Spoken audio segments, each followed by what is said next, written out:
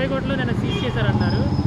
అంటే అది ఎంతవరకు నిజం? అంటే ఎప్పుడు జరుగుతూ ఉంటుందా? అంటే సుబ్బయ్య హోటల్ అంటే సార్ అందరూ చాలామంది వస్తూ ఉంటారు. అది కాకినాడలో ఉంది కాబట్టి ఆ, ఫేమస్ అయిపోయింది కాబట్టి వస్తూ ఉంటారు జనాలు.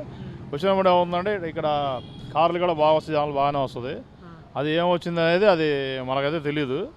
జనాలు ఫుల్గా వస్తారు.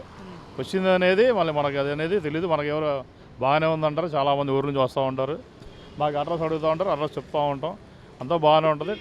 ఏంటి అంటే ఫుల్గా జనం ఎప్పుడు వచ్చిందంటే అది స్టాఫ్ నిర్లక్ష్యం అయి ఉంటుందా, లేకపోతే యాక్సిడెంటల్గా జరిగింది అనుకుంటారా? అదేదో తెలియకుండా జరిగింది, తెలిసింది కూడా తెలియదండి. వర్కర్ దగ్గర మంచివాళ్ళే, ఆ, అందరూ వస్తూ ఉంటారు. అందరూ మెయింటెనెన్స్ కానీ మెయింటెనెన్స్ కానీ కార్ పార్కింగ్ కానీ వాళ్ళు జాగ్రత్త చూసుకుంటారు. వచ్చిన కస్టమర్కి బాగానే చూసుకుంటారు. ఆ, అంతా బాగానే ఉంటుంది. కనుక మీరు తింటూ మేము తింటూ ఉంటాం, కస్టమర్లకు పంపిస్తూ ఉంటాం. ఆహా. ఏదైనా బాగుంటుంది.